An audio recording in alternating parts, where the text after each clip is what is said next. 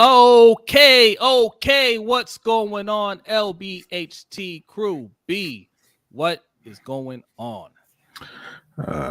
This is the start of 13 straight wins for Carolina this week. Yeah, That's right. right. One of the greatest comebacks in NFL history. Damn right. Gave everybody else a nice little head start. Yeah. And now we coming. They're like Lomachenko. They were downloading the first 4 That's weeks. right. Okay, they're downloading. That's right. All right. Hey, look. Job Bigby over on Facebook already hitting the like button. I like that over there. I like that. Salute. We got Jeremy Miller in the house. Says, hey, everyone. It's rivalry week for me, my Sooners versus the Longhorns and Cowboys and Niners. Yep. Cowboys Of course. and Niners ain't no rivalry. Hey, it kind of is. Yeah, it kind of is. And obviously it's Steelers week for the Ravens. All right. So we're going to be talking about that. Do the Panthers get right against the Detroit Lions? It's not as crazy as you think. All right. We're going to talk about that. And we're going to talk about the Panthers in general and the moves that they're trying to make. I like what I'm hearing. Let's see some action.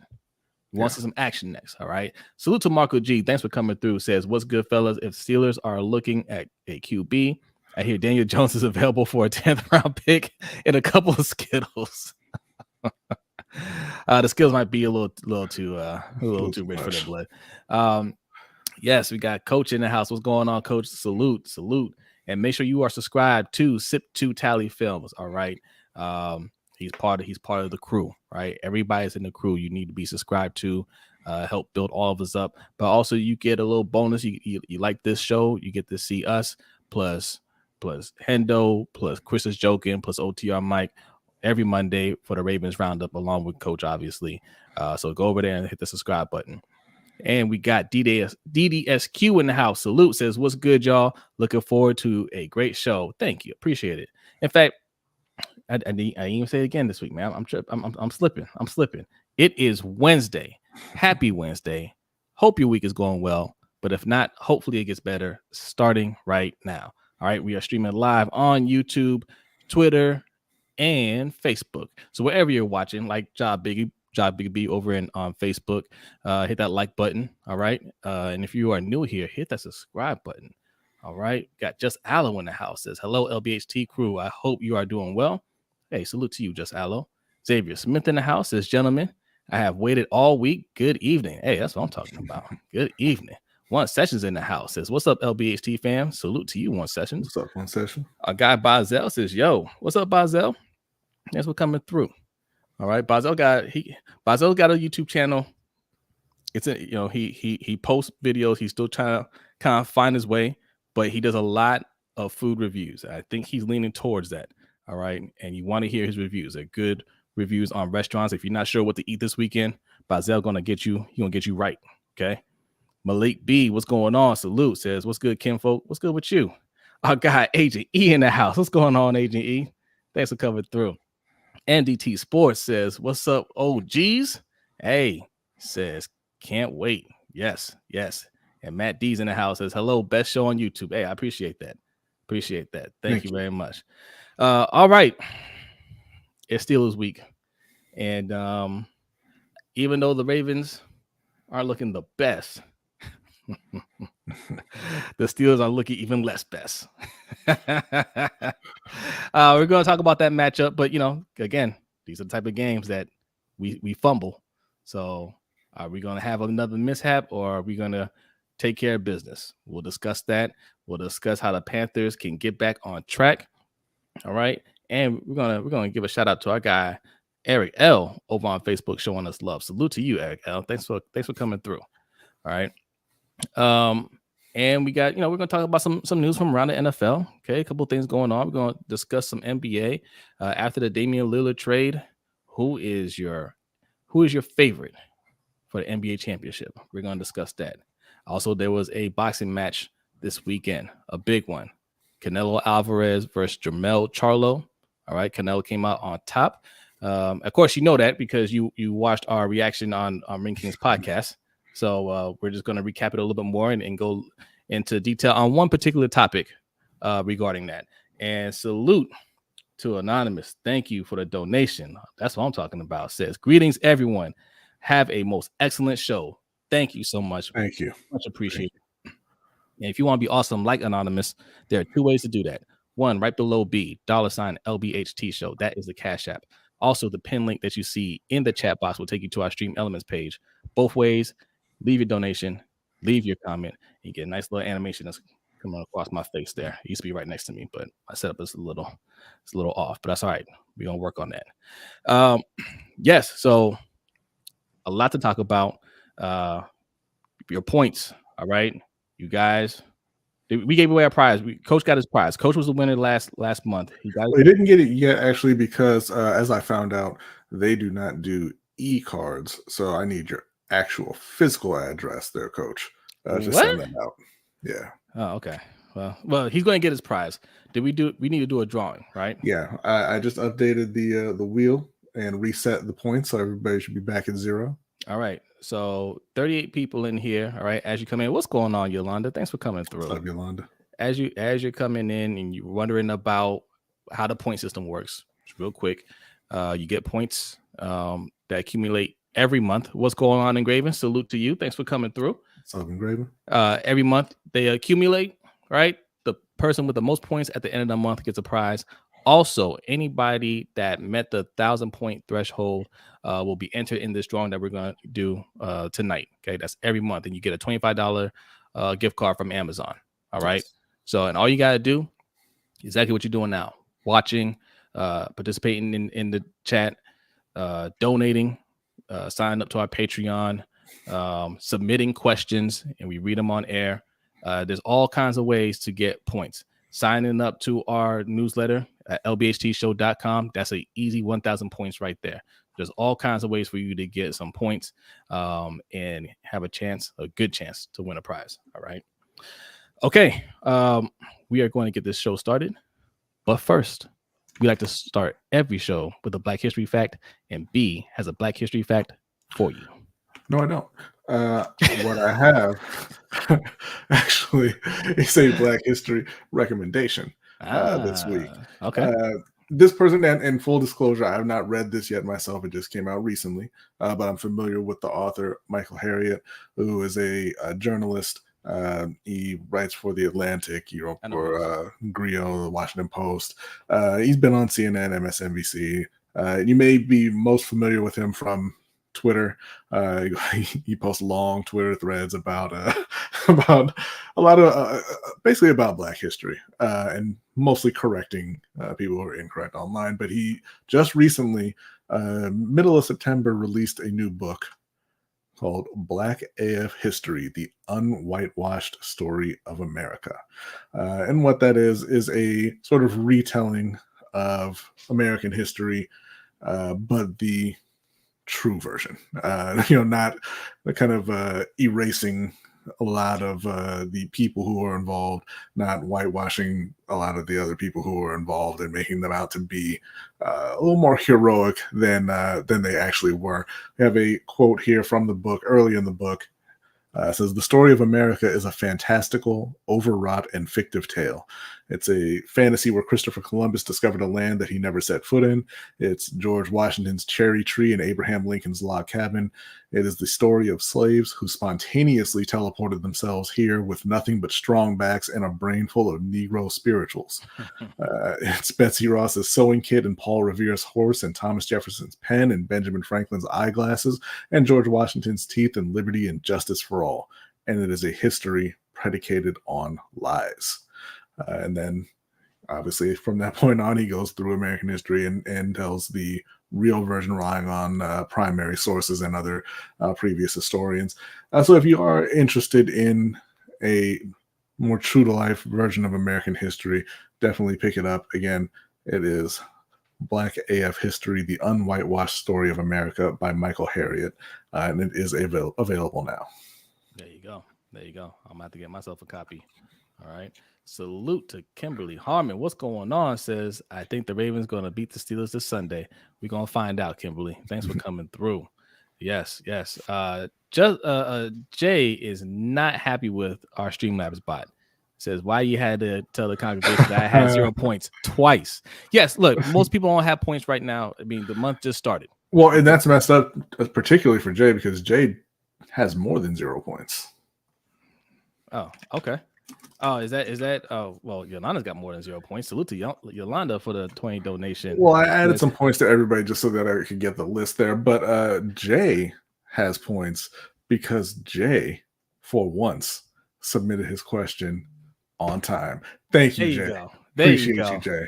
Well, he doesn't get them yet. He gets them once we. Well, I always do it at the beginning, just okay. So I don't have to worry about it later. But Yolanda says, "Have a great show. Appreciate you, Yolanda. Appreciate that. Thank you." Yes, if you don't be alarmed if you see 0. This is the first show we've done at the start, since the month started. So we reset every month. Every month we do prizes. Every month. And wow, and Yolanda just jumped into the lead. That's right. Look, she's trying to win. She played to win. All right. Salute to Yolanda. Also, I want to mention we're not doing a prize for this channel yet. Okay, it's not our channel. It's our guy Hendo's channel. But little incentive. Okay, get to 1,000 subscribers, and we might start sponsoring a tiny little prize if you get these trivia correct. Right? It is called Game of Tones. Okay, yes. Game of Tones. I'm going to go over there, go to Game of Tones, subscribe, okay, watch the video. They're giving you a clue. Try to get it right. We're not giving away a prize yet, but what we're going to do, because these things aren't easy, what we're going to do is give you a tiny clue as to what, and I mean tiny, as to what it could be. All right. Now this week's lines, I saw a couple people get close. Look at the thumbnail. That is a clue. Okay. Look at the thumbnail. That is a clue. All right. So we're gonna have a little fun. We're gonna play some games this season. Okay. We're gonna play a few games. I believe that's Game of Tones 23. Game of Tones 23. Hendo can drop the link in the chat there. Yeah, there he is. Go hit that subscribe button. Yeah, throw the link in there. Yeah, we're gonna have fun with this channel. We're gonna have fun with it. All right. Shaheen, what's going on? Salute to you, my friend. Says, what's up, LBHT? What's up with you? Thanks for coming through. The chef, what's going on? He says, good evening, everyone. Jose and Brodny, what up? Jose, can we focus on the Ravens tonight? Nobody wants to hear about Brodny's future XFL team. And time out for the chef. The chef, man. We got Panthers fans in here. They want to hear about the turnaround. Okay. And listen, this is like investing in something, a project at the very beginning. Okay. They're building from the ground up. All right. They're obviously not going to win a Super Bowl this year, but you want to be there for the journey. I think it's going to you want to be there for the journey when they build themselves up, right, into a powerful franchise. Finally, right? I thought you was cool, chef. I thought we were cool. Sorry, Coach said strike 2, chef.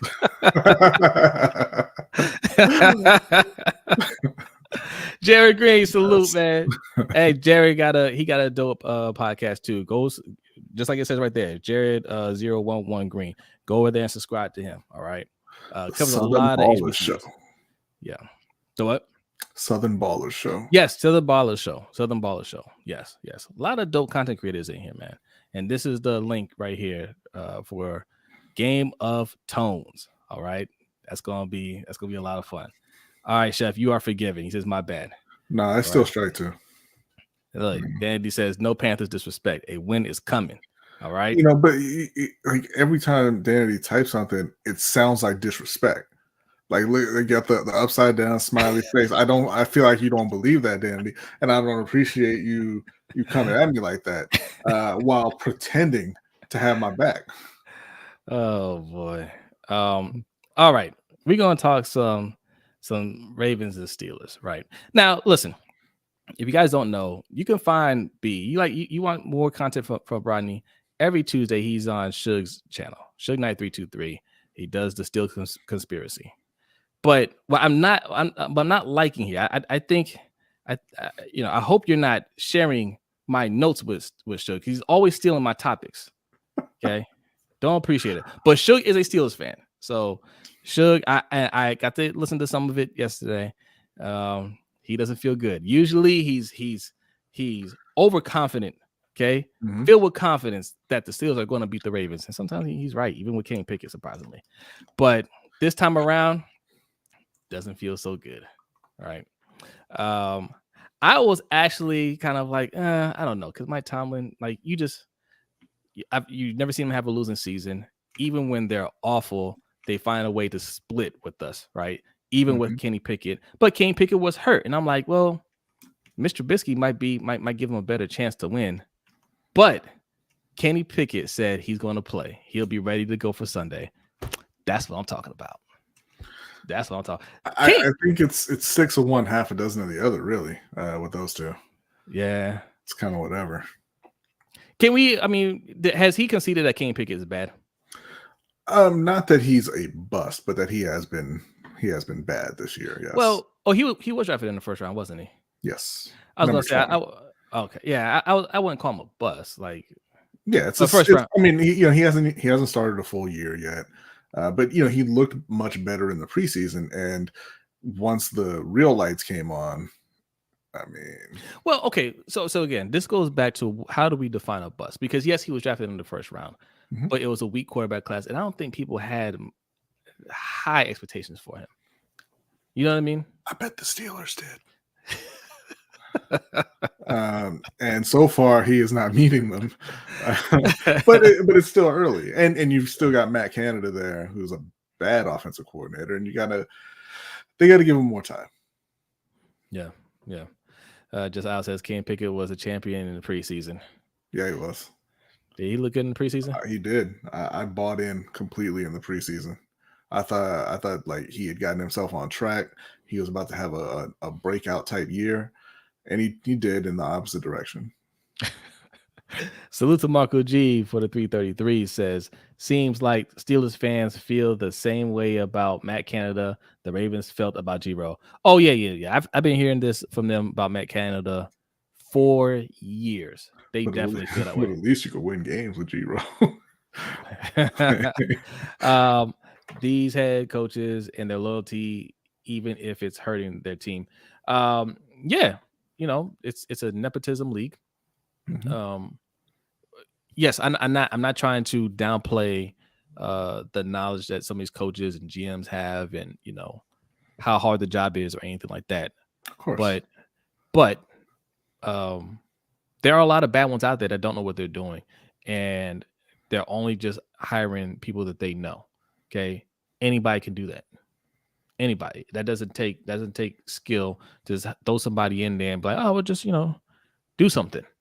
A lot of the staff, I've said before, from coaching up to front office, a lot of them aren't qualified to be in the NFL.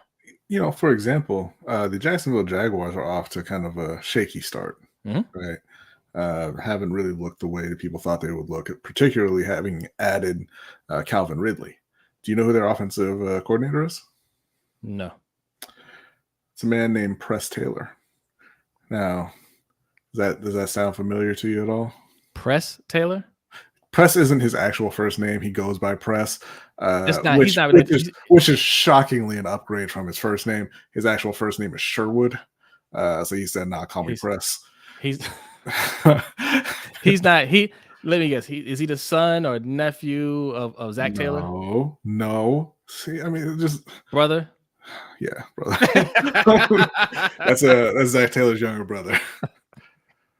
It never failed. If you are ever looking at your team and you're like, man, this coach is not getting the job done, I don't know how he got this job.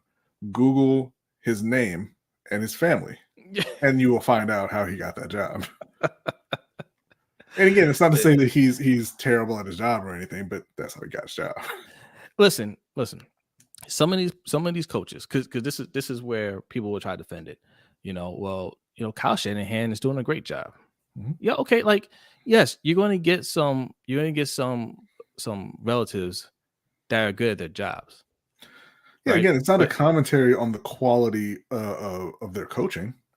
It's a commentary on the hiring process. Right.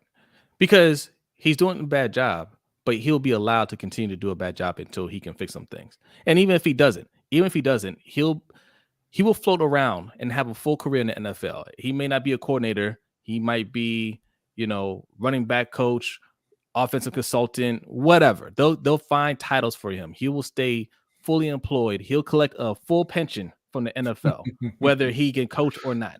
Yeah. Like Jim Fossil's son, who was the special teams coordinator for the Rams, and on Hard Knocks, he was running on the beach talking about, man, I just want to stay home with my kids. It seemed like he was forced into coaching. Yeah. But you got Bill Belichick's son, who he's still trying to perfect the Belichick scowl, right? And Papa Bill is like, listen, your hoodie, it's not big enough, it's not droopy enough, man. Come on, you got to look scruffy. So he's like, all right, Dad, I'll grow my beard out, I'll grow my hair out. Young Tarzan gonna get there. All right. He's gonna be the next coach of the Patriots, and he's gonna win. I mean, he'll win something. Probably not a Super Bowl, but yeah, we'll see. All right, so back to the Steelers. Yes, Matt Canada is somebody that they want to get. The Steelers fans want to get rid of. I don't know. Look, I'm big on Mike Tomlin, right? Mm-hmm. But obviously, what's going on right now, something's got to shake up. Okay, and I feel like he's a little comfortable because as much as people say, oh, it's going to be the last year for him, they're not going to fire him. The only way he's going is when he walks out the door. The Steelers do not fire the coaches. Right. Now they've done a great job picking the right ones. Right. But they don't get rid of them. Right. That's part of their reputation, stability. But man, Tomlin, I don't know. I don't know how much that he has on the roster, but I feel like he's earned enough pull to say, get me somebody else. I'll tell you what, if they finish with anything below 9 wins, I bet you he's up out of there. Fired or he's gonna leave? Matt Canada, he'll be fired. Canada. I think No, not Tomlin. Tomlin's not getting fired. But I think if they finish with fewer than 9 wins, that dude, he gone. Yeah, he might be gone before that. They don't fire people in season.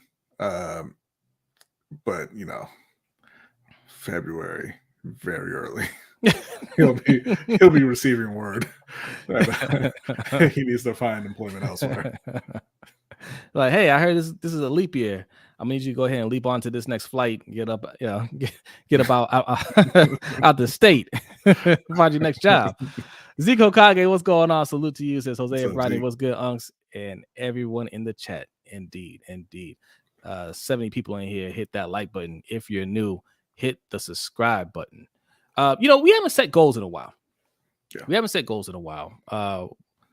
Once we hit 1,000 subscribers, we got comfortable. All right. We enjoy this. We enjoy this chat. We enjoy this group, man. Great group of people that come in here. But we're trying to grow as well. We continue to grow and push to see how far we can go with this. So we're going to set a goal. I don't know a timetable yet. I'm just throwing it out there. We're at, I don't know, over 1,500 subscribers. Let's try to get to 2,000 subscribers by the end of the football season. Okay. Before Matt Canada gets fired. All right. Spread the word. Let everybody know. Hey, before Matt Canada gets fired, LBHT needs 2,000 subscribers. All right. That's what we're going for. That's what we're going for.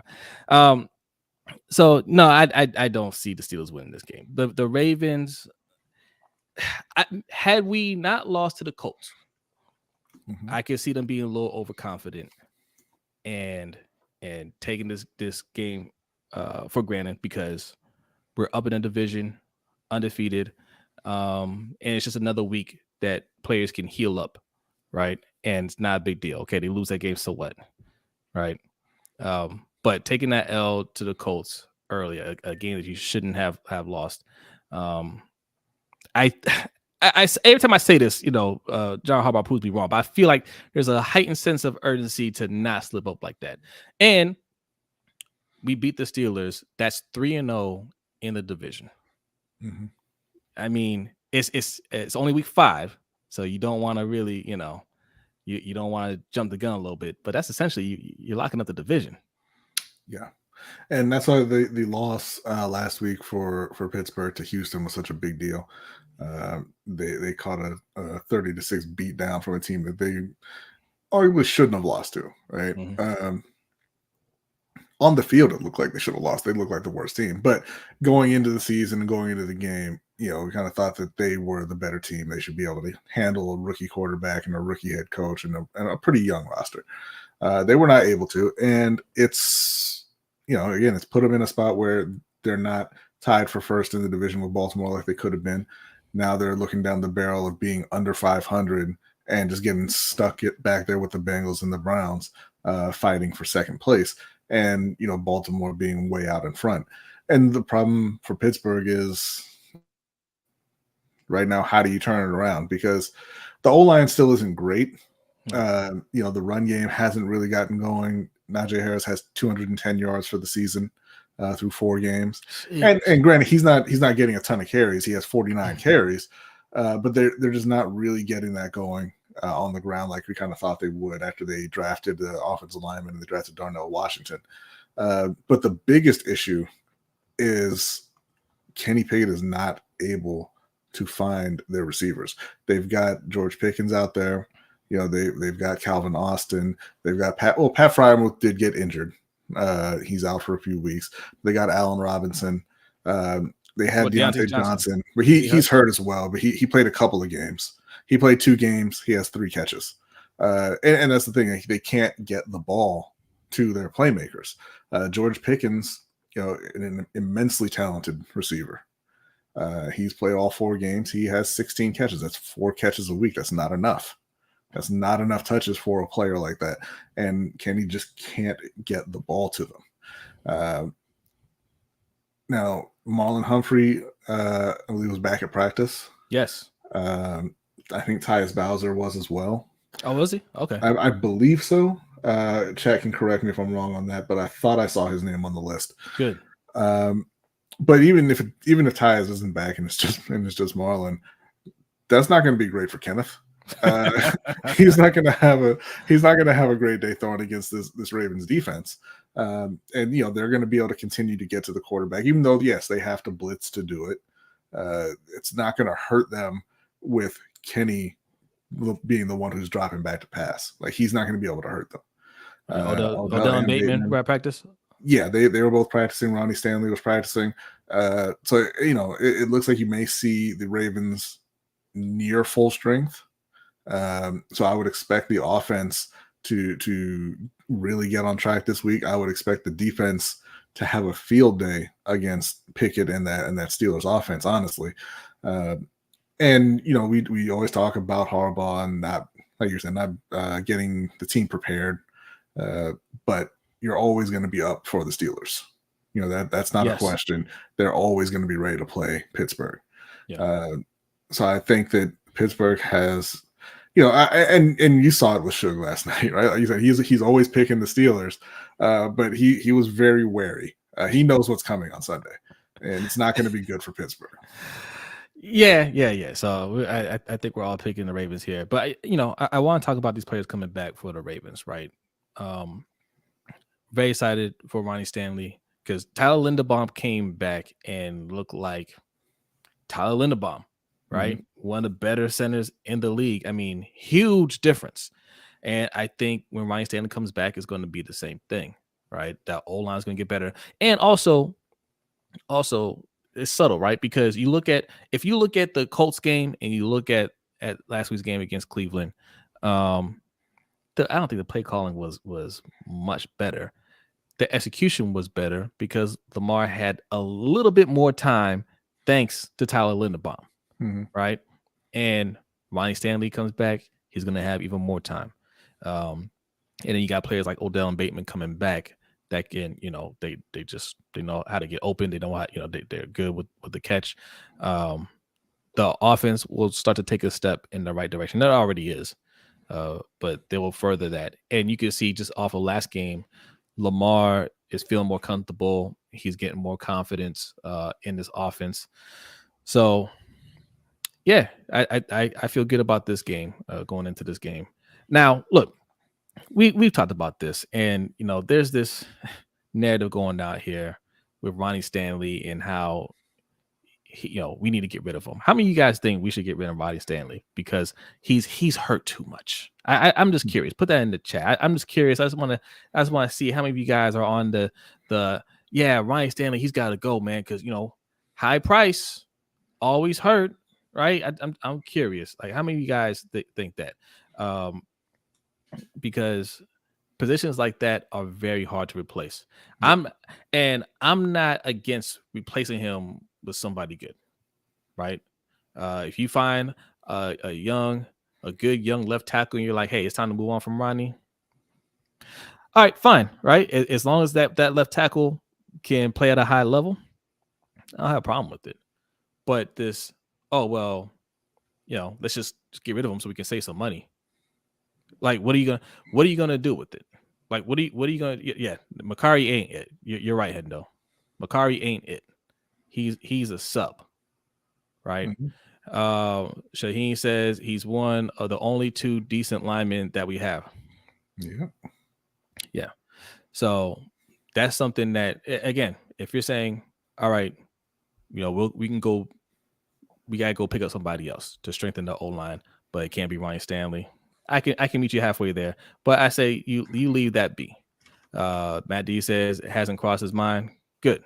Because there's that narrative out there. Look, you're entitled to your opinion, but if your reason for wanting to jettison him is because he gets hurt, everybody gets hurt on this team. Okay, that they do. Do you think we're getting $70 million worth of play for Marcus Williams? And this isn't taking a shot at Marcus Williams. I think he's excellent. He doesn't stay healthy. He's never on the field, and that happens. Right? Again, I'm not blaming him for getting hurt. Injuries happen. You haven't seen a lot of them, right? Yeah. Do you think we're getting first and second round picks worth of production from Owe and Ojabo? Right? It's been about 3 years for Owe. This is 3rd year, right? Yeah. Ojabo is going to 2nd year. Not a lot of snaps, right? Marlon Humphrey's just coming back. He's been hurt a few times as well. This team gets a lot of injuries. So if injury is your reason for wanting somebody out of here, we ain't going to have anybody on this team. Right. Do you want to get rid of Lamar? Lamar's been hurt several years. Right, he missed the playoff game last year. The year before that, he missed the last 6 games or last 5 games, and prevented y'all from making it to the playoffs. Do we want to get rid of Lamar? Of course not, because he's one of the best in the league at his position. He's one of the best players in the league, period. And the same is true of Ronnie Stanley. Now, if he comes back after these injuries and he's just not the same player, then it's a different discussion. Yes, but at this point, it's not really a discussion worth having. I don't think. They just need to let him get 100% healthy and let him go back out there and play. Yeah, and that's kind of addressing what Yolanda says. She says, "Well, I'm not ready to trade him. I do think we need to have a conversation about Stanley given his lack of availability." And I hear you on that, but you have to look at the whole team and how players just are never available. Like, what's going on with Bateman right now? Chill, right? I mean, like, we can do this. We ask you questions about everybody on the team. It's like, oh, where is that guy? Like, how can this not play? It's only select players that get that treatment from Ravens fans. Like, everybody wanted Marcus Peters back. Yes, he was in Baltimore for 3.5 years. He missed 1 full season and was bad for 1 full season. He was not there or a negative more than half the time he was in Baltimore, and everybody's like, resign Marcus Peters, right? Because you just like him. You like Marcus, and you don't like Ronnie. Yeah. So I say pump the brakes on Ryan Stanley. We're nowhere near ready to move on from or replace him. Right? They have successfully replaced the position on the O-line. You said what? They have successfully replaced 1 position on the O-line, and that's Tyler Linderbaum at center. What makes you think they can find a new left tackle? I would argue that they didn't replace that position. They finally found that position. Well, I mean, however you want to say, like, they had some decent players there. They had good enough starters there, and they needed to go and they upgraded it. They haven't been able to do that anywhere else, really. Ronnie, no, I'm saying Tyler Linderbaum, when it's all said and done, he's going to be our greatest center we've ever had. He's almost there already. Yeah. He's really good. He's really good. That pick, I will give EDC all the credit for. That was, I mean, that was an easy one to make, but he made it. That, you know, good for him. Jared says, even though Orlando is having a rough year, like I told Coach, I always wanted to keep Orlando Brown Jr. due to his availability. Yes, we said the same thing. You know, I mean, he would be gone at this point if we weren't going to pay him. But when he was asking to be traded, we were like, you say no, right? Yeah. Because honestly, have we done that? Go back and think about that, right? We keep him. We're not rushing Ronnie Stanley back, right? And Ronnie Stanley has a chance to actually heal up. He doesn't have to get that second surgery or anything like that. And I think he would be better off right now. But because you wanted to get rid of Orlando Brown, you had to bring in Alejandro Villanueva. He looked awful, god awful. And they're like, no, Ronnie, you got to get back out there. So Ronnie gets out there first game. It was the first game, right? He re-injured himself. I don't remember if it was the first game, but it was very, very quickly. Yeah. So, you know, that chain of events started because they let somebody that was on a rookie deal dictate what needs to happen with that O-line. They should have told him no. And you know, I know that people are upset that he's hurt, and I get that. But availability is the best ability. It's a cliche. Everybody says it. It's absolutely not true. Availability is not the case in point. Alejandro Villanueva was very available. How'd y'all like that? You want more of that? No, because that's not the best ability. You know that Ronnie Stanley has been one of the best left tackles in the league. The issue in Baltimore, and as you said, it extends beyond Ronnie Stanley, is your training staff, your medical staff. It's the same thing that happened in Washington with Trent Williams. He had several years in Washington where he could not stay healthy to the point where they thought he was finished, and they traded him for a third and a fifth. And he turned into, you know, right back into the best left tackle in the league, and he's destroying people in San Francisco. You couldn't give away enough first-round picks for them to give him up. Yeah. Kimberly has a question. She wants to know, do you think if the Ravens don't go to the Super Bowl, do you think Harbaugh will be fired next year? No. I mean, it depends, right? If they lose in the first round, I think he's toast. If he makes out the first round, he might be safe. If he makes it to the AFC Championship, he might get an extension. Yeah. It really depends on how we look down the stretch.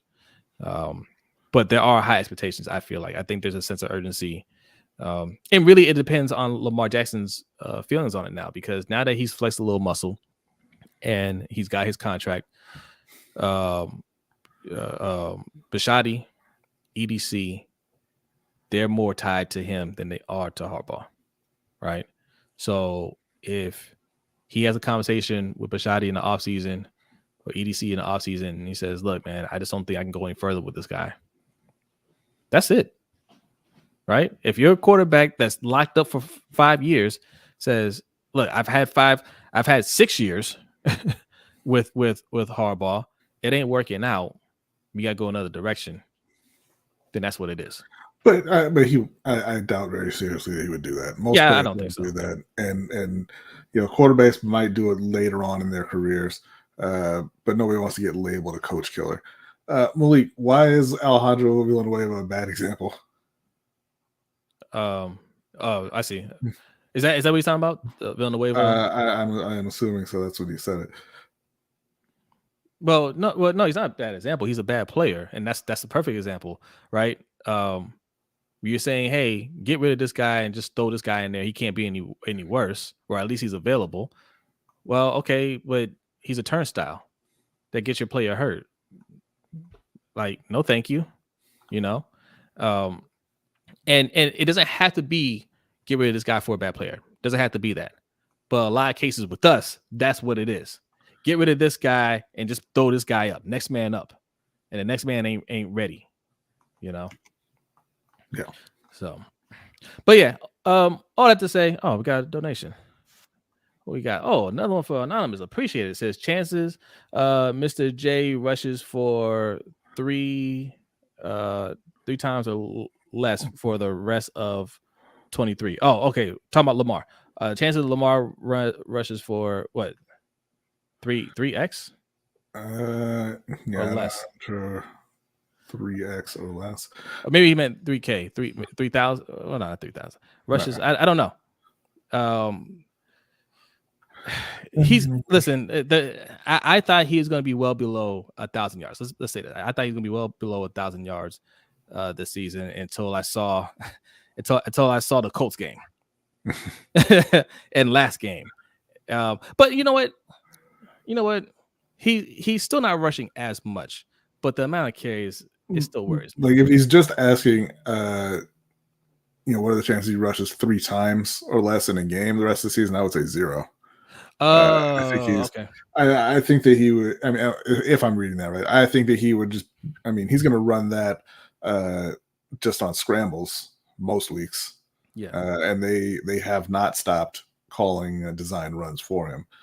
So yeah, I mean, I thought that his rushing would be down around 600-700 for the season. I haven't checked where he's at right now, but I imagine he's going to be surpassing that. I don't know, man. I hope not. But yeah, and if he is, I don't want him anywhere near 500 rushing yards. To be honest. Well, he's at 220, and again leading the team in rushing, almost leading the team in carries. So we're a quarter away almost, and yeah. So he's on pace for 1,000 yards. Jesus. Mm-hmm. Harbaugh got to go. He does. He's literally running our running back to the ground. Yeah. So we both picked the Ravens. I think it's going to look similar to the Browns game. Even Kenny Pickett plays, who's he's a starter. They don't have a whole lot going on. Is this at home for us? That I'm not 100% sure. I believe it's in Pittsburgh. Yeah, it's at Pittsburgh. Okay. It doesn't seem to matter for us this year. We're going on a roll and we beating the brakes off of AFC North rivals. DeAndre says Lamar naturally gets yards because he's a great scrambler. Yeah, but they also draw plays for him, which I don't like. What's up, Raven C? Oh, it's a away game. Okay. Salute. Another YouTuber you need to subscribe. Okay. Hit the subscribe button. Yeah. I that kind of brought me down a little bit that he's on pace for 1,000 yards. I do feel good this weekend though, man. I hope what I want to see is I want to see a clean pocket for Lamar, open up the passing game a little bit. I want to see Odell get involved. I want to see Bateman get involved. This needs to be the game where the two of them get involved. Yeah, I want to see them throw the ball a lot more. I want to see them stop wasting touches on Gus Edwards and Melvin Gordon and Justice Hill. I mean, look, they have their roles, they have their place, right? I'm not saying they're terrible players or anything, but Lamar is your quarterback. The quarterback is the most important position in the league, right? In the sport. Lamar is incredibly efficient as a quarterback. Yeah. Last week, you say, if you count the 3 sacks, he had 31 plays. He scored 4 touchdowns. Right. So you want the ball in his hands, not anybody else's. Give Lamar the ball, let him make the decisions, let him make the plays, and the offense will soar. I'm not saying to run him, but let him make that choice. Call the pass plays. If he has to run, he'll run. But more often than not, he'll be throwing the ball. Let him distribute it to Odell, to Bateman, to Andrews, and get that offense humming. Yeah. Salute to Helio Dominguez, man. Thanks for coming through all the way from Brazil, man. Shout out to you, man. Appreciate that. He said he feels sorry for your Panthers. We're actually going to get into some Panthers talk right now. Okay. Right. Don't feel sorry. This is football. This is the NFL. You ain't got to feel sorry. You don't have to feel sorry. I feel kind of bad for Bryce Young. I feel kind of bad. I am still in shock, B, about that 0 score from Chandler Zavala. That, I mean, I'm still trying to calculate how do you get a 0? But 14 hurries. Because how many, like you said, how many snaps did he play? I'm not sure the exact number of snaps he played. They threw the ball 58 times in that game, because that was the game against Seattle with Andy Dalton, the quarterback. Actually, I want to know how many series did he play? Because, in every series, he's going to give up at least 2 or 3. Right? You can't. Okay, let's start here. Because the Panthers O-line should not be this bad. Right? Iquanu, okay, maybe he didn't look great as a rookie. He didn't look like this. Yeah. Right. You got Austin Corbett back at practice today. Hopefully that fixes some things. Zavala looks awful. The whole O-line looks, I mean, they look terrible. Yeah. Okay. And you can't have that with a rookie quarterback. You can't have that with a veteran quarterback. When a quarterback doesn't feel comfortable in the pocket, timing is going to be off, right? Because if they try to stand in the pocket to wait for the guy to get open and then they get blasted, right? They don't have trust of the O-line, right? Even if they think it's going to be a quick pass and the safety's coming down there like he's Kyle Hamilton sacking you 3 times, right? Harrison Smith, you're going to lose confidence. You're not going to be comfortable in the pocket. So you have to give him some protection. You got to do it now because you're setting a bad tone for him that's going to last for a long time if you can't fix it. So what are you reading? Malik saying, are you familiar with the name Bumpy Johnson? Yes. Why? I cannot possibly imagine where you're going with that, Malik, but yes, we are. But yeah, no, like I said, the offensive line has been pretty terrible. The offensive play calling has been awful, and Frank Reich needs to give that up. They need to let the offensive coordinator actually call plays. They need to stop trying to baby Bryce Young. And when Andy Dalton came in, he played one game, and yes, it was against the Seahawks, whose defense isn't great, but they threw the ball 58 times, and he threw for 361 yards, right? Yeah. Bryce Young has been the starter for 3 games, and he has 500 yards total for the season, right? So I think that Reich needs to let go. He needs to loosen the reins there. But the other part is just the players aren't playing very well. Miles Sanders, he's been outplayed by Chuba Hubbard so far this season. The receivers, again, aren't getting open. Hayden Hurst is a backup playing a starter role. The defense has been playing a bit over their head, and the injuries are really taking a toll on them at this point. So, I mean, the only path forward really is them adding talent to that offense and just letting them gel and start to get into a rhythm. The problem for the offense is that they don't have their first round pick this year because you traded it along with your number 1 wide receiver for Bryce Young. Yeah. How you managed to give up both of those things in that trade, I'll never know, but that's how it went down. So, that's why there's the talk out there that they are being aggressive in looking for a number 1 receiver via trade this season. So they can't wait for the draft. You saw what name was floated out there. I didn't. It was reported by Adam Schefter. No. They are interested in Hollywood Brown. Oh, yeah, I did hear that. Yeah, I did. Hollywood Brown. That would help. It would. Hollywood is a good player. They say he's on pace to have a career season. Of course, he doesn't play for Baltimore anymore. He's a good player. I don't think he's really a number 1 type receiver, right. But he obviously would be in Carolina, and that would be a big improvement on the receivers that they have right now. Yeah. But yeah, no, we're going to get into that a little bit more later.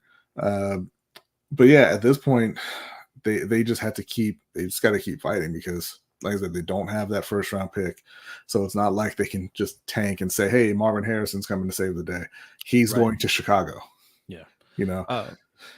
Salute to Marco G for the 420 donation. Says, I swear, if the Panthers O-line doesn't protect Bryce Young this week, calling Child Protective Services on the Panthers. Oh, man. Oh man, why the little man jokes? He ain't do nothing to you. Y'all get real sensitive when somebody talks about your quarterback, though. Real sensitive. That's all right, Marco. Okay. Can they beat the Lions, B? No. I mean, hold on. Wait, ask me again. I'm sorry. I didn't mean to answer that quickly. What was that? Can the Panthers beat the Lions? Anybody can beat anybody. It's the NFL. Any given Sunday. All right. The Lions are looking really good. The Lions are looking good. It is still Jared Goff, right? So that's the one thing that Carolina's got going for them. But they are getting Jameson Williams back this week, so that's not fantastic. They already had Amon-Ra St. Brown. He's gonna be rusty. Okay? He's gonna be rusty. Yeah, we can hope. Carolina has not been able to stop the run at all. All 4 teams that they've played have rushed for at least, I think it's 120 or 130 on them. And they can run the ball. It's ugly. Yeah, so David Montgomery, he'll get his 30 carries. Maybe they'll actually use Jamar Gibbs this week. We'll never know. We'll see. I think it's going to be really, really tough. Really, really tough for them. It's going to be really tough. But this is the NFL. They are professionals, and when a little pressure is applied, right? Even though it's Frank Wright's first year, you don't want to go 0-5, or 0-6. I think he's going to put pressure on himself and the staff to really get a win, in these next 2 games, so I think you're going to see their best effort put forward in this game. And they're already looking to make changes. Like you said, we're going to talk about that. They're already looking to make some changes. I think. I mean, it's hard to pick them to win, right? The Lions look good. And I said as soon as they played the first game against Atlanta, I said they had a real shot at going 0-6. Looking at their schedule, and they're almost there. So don't say they haven't achieved any goals, right? They're tracking that one down. But it's just going to be because the problem is the offense is not functional at this point, and they can't. I mean, he's played. Mm-hmm. He certainly has. Rick Wood says Goff has played well in Detroit since late in his first year there. Yeah, I mean, look, he's been okay. He's solid. I'm not gonna say he hasn't been great or anything. He's been okay. I mean, he put up great numbers in with the Rams as well. But like I said, the offense in Carolina has not been functional up to this point, and Detroit can put up points. And those 2 things combined don't really hit me as something that's going to make for a close and compelling game. Yeah. No, Hendo, he says, so are you predicting a Carolina win? I didn't say all that. I just said, they're gonna play like professionals. Okay. In the past, I would talk myself into picking Carolina to win, but they have a steep battle ahead of them, man. Let me ask you this, B. Mm-hmm. Okay, they obviously made some wrong moves up to this point, but going back to trading DJ Moore, trading your first round pick, do you think they made the right move? No, I didn't think they made the right move at the time. I didn't like them giving up DJ Moore and that first round pick. They didn't need to. Their GM is not good at trading.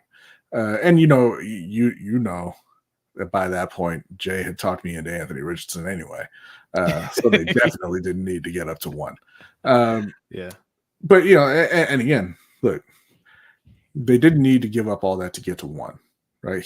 Chicago was going to trade that pick regardless. But they also didn't need to get to 1 to get Bryce Young because Houston at 2 was set on taking CJ Stroud, which is why they didn't trade up to 1.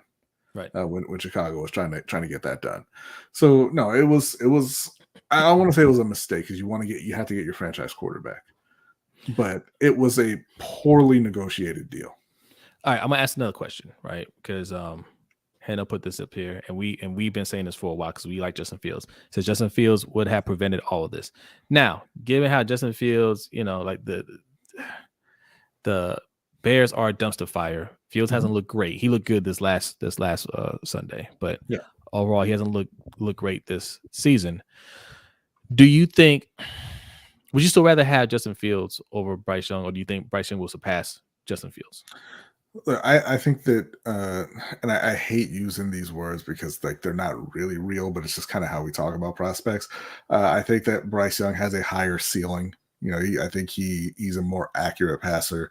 Obviously, a very intelligent player. Yes, but I still would have preferred just taking Justin Fields. And like I said, at the time, I didn't say it was just Justin Fields. That would have been my pick, but it was Justin Fields or Rashawn Slater. Yes. It had to be one of those guys. Yeah. And they didn't take either one of them.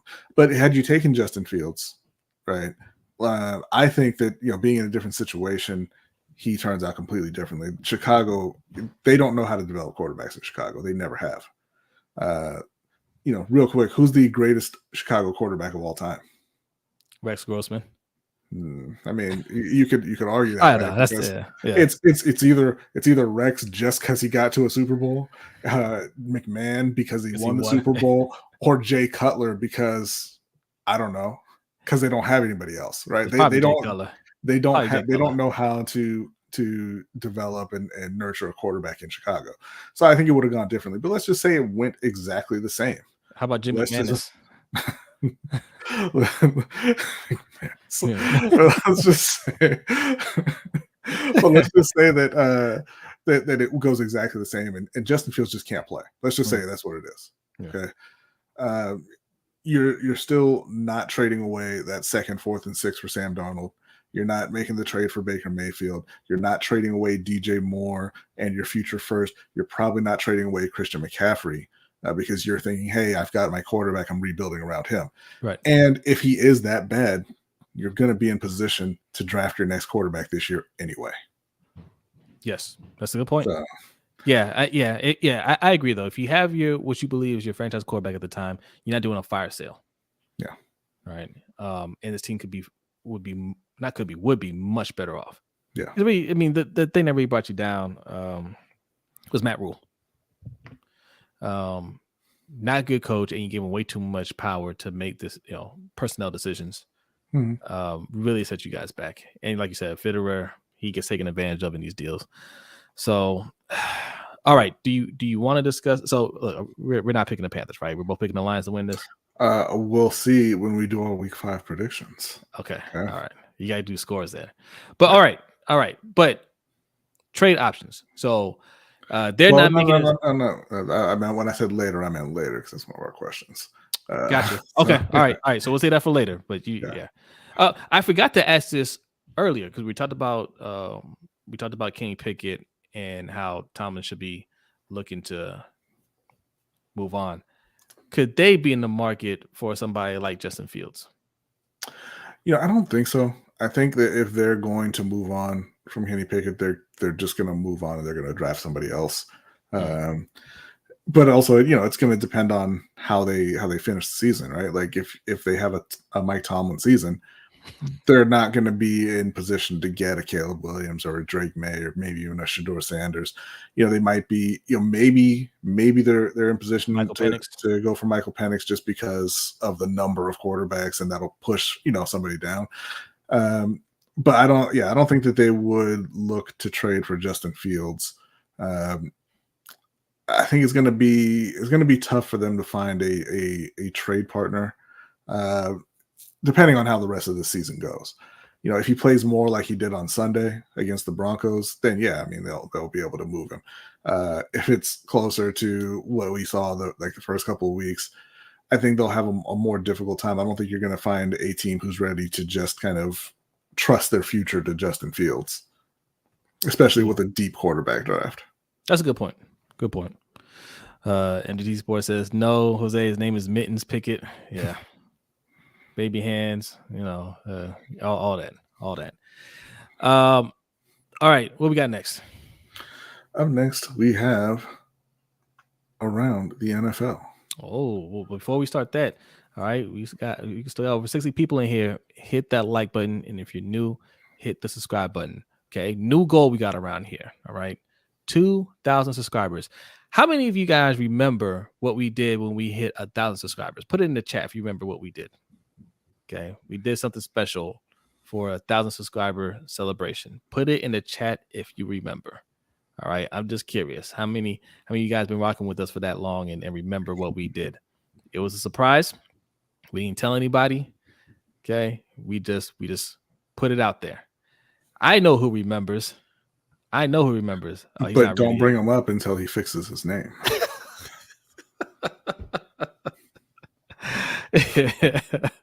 He's working on it. He's downloading. Okay.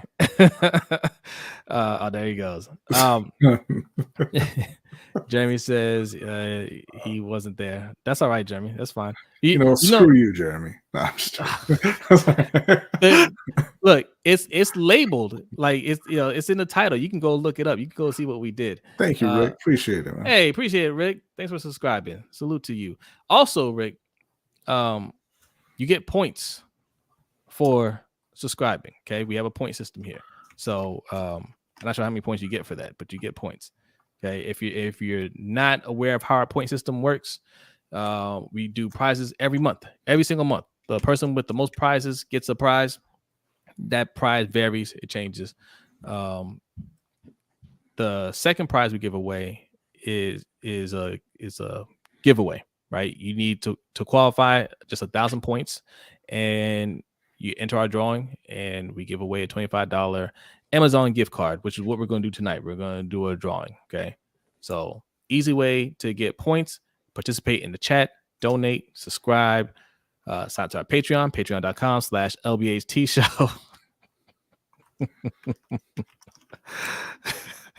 What's going on, player? Oh, what's up? Yeah. What's up there, LBHT? What's good with you? Hey, now y'all left the back door open, so I just came through to say what's up. Okay. We can fix you a sandwich. Yes, sir. Sandwiches. Yes, sir. Mr. OTR Mike, do you remember? Ike, I don't know OTR Mike. This is OTR Ike. OTR Ike. My bad. Salute to you. So DDSQ, thanks for the 420 donation. Says ain't truth to the T. Higgins to Panthers rumors. Love the show. There's some truth to it. They're definitely in the market to get it. there's definitely, like a lot of trade rumors, there's definitely truth on Carolina's side. Don't know how much Cincinnati agrees with that. Right. Well, I mean, they don't really want to pay him. He's got cracked ribs right now. I don't know. You know what I'm saying? I'm not sure how that's going to affect things and what they want to do with him. And he said he's looking to play this week regardless. Warrior. But they're not looking to pay him, and they're not winning. So he's definitely going to be on the move. All right. What do the Panthers want to give up to get him? That remains to be seen. Are they interested? I'll tell Absolutely. You, second round pick. Yeah. OTR Ike, do you remember what we did for the 1,000 subscriber celebration stream? I don't see anybody. I know Hendo remembers. Does anybody else remember? I can't look at him.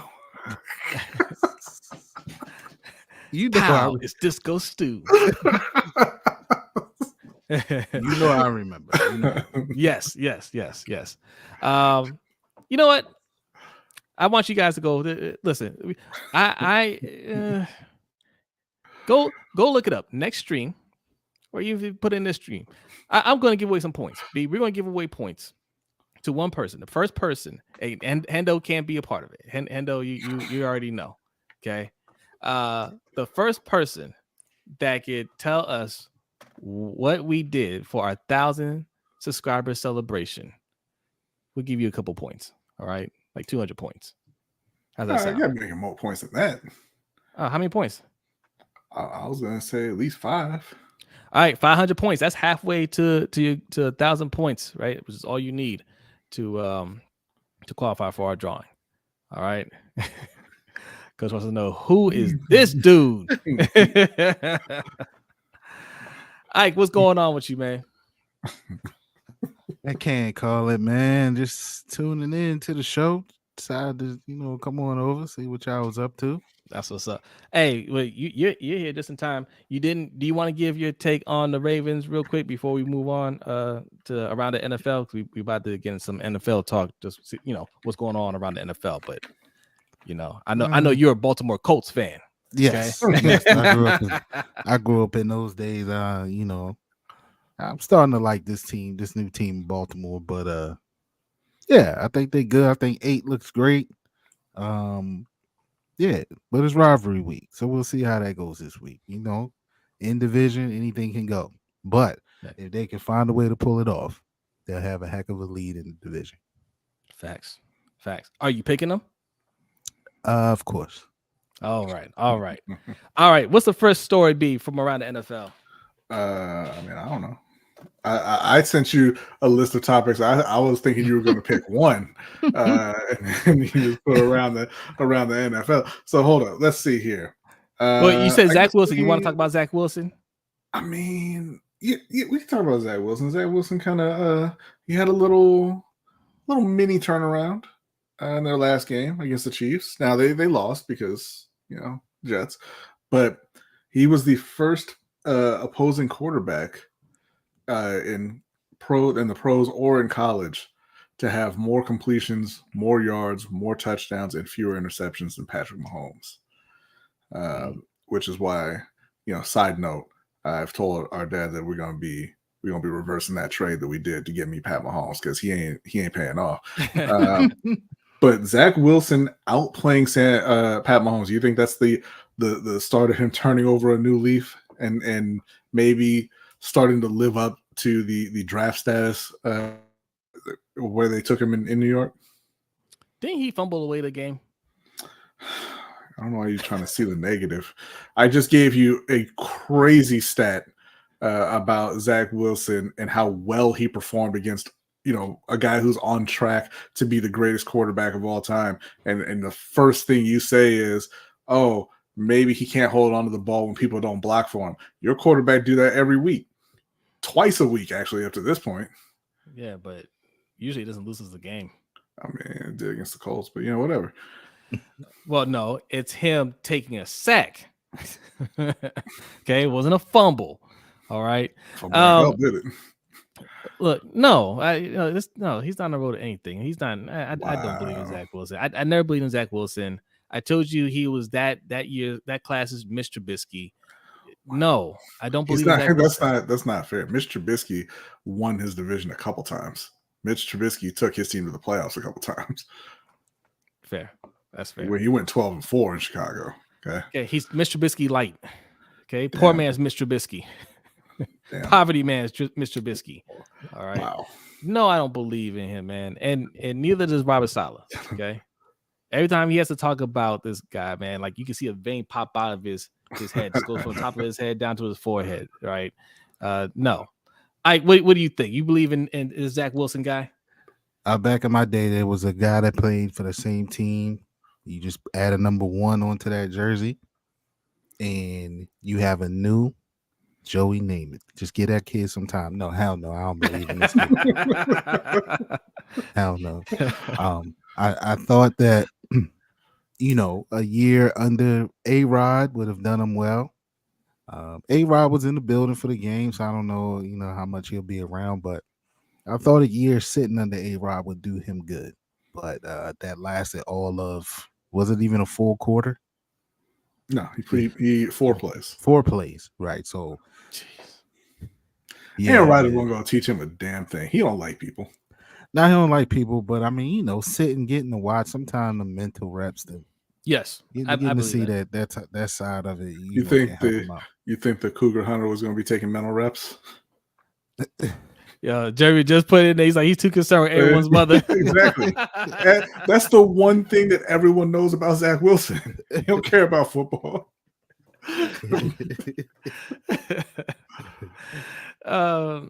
I think being able to sit is important and learning and develop. Agent E says the Jets are being patient with Zach. They're not being patient. Like they went and got A-Rod for a reason, right? Because he's not ready to play. Like they're patient in the sense that they're not saying, hey, we're just going to cut ties with them. You can't do that just yet. Like, I mean, he was a high draft pick, right? And that's Robert Saleh's pick. So he's not going to just kick him to the curb just yet. Hey, we're going to get Rodgers in here. Hopefully by next year, maybe, next year or the year after, he's ready to play. But there is no immediate plans for him to play right now. So patience in the sense that, they weren't ready to cut him, but patience as in, hey, we're just going to go out there and let him play and, he's going to take his lumps and he'll be all right. No, that wasn't the plan. Yeah. They're hoping it works out. Their patience are forced. They don't have a choice right now. They have to play him. They don't have anybody on the roster who would do any well or do any better. So they're forced to be patient with him right now. And the Jets are in a very particular situation, right? Peculiar situation, because yes, they traded a first round pick to get Aaron Rodgers. So you think, well, they can't tank, but they can, because that was a conditional first round pick. Aaron Rodgers had to play a certain amount of snaps for it to be a first round pick. Otherwise, it converts to a second round pick. And spoiler alert, it was more than 4. He had to play more than 4 snaps. So they get their first round pick this year. And if they don't win too many games, they will be in the mix for one of these quarterbacks. So, look, let the boy play. Somebody, I was about to say, Matt, I was getting disappointed with the chat. There's a lot of, I don't know, man, go look it up. Matt went and found it. He said, you have verse on the intro for the 1K show. Exactly. Very sick. Very dope. And if you don't know who Verse is, you listen to him every week when you watch this show. He made the theme song for the show. He makes a theme song for your cousin, OTR Mike. For Open Mic with OTR Mike, he does the intro for that. He does the intro for Ring Kings podcast. Okay, he produced the music for all of our channels. All right, so he was on there for about 10 minutes. Just laying down his tracks, laying down some beats that he made. Dope producer. All right, it was a lot of fun. Will we bring him back for 2000? Guess the 2000, we'll find out. Okay. Wow, I really do gotta find out, because every time I hit this man up, his price is kind of. Like you want people to do well, but like, man, he is doing well. He is doing well, man. Salute to Verse, man. That's our guy. All right. Do we have any other NFL stories?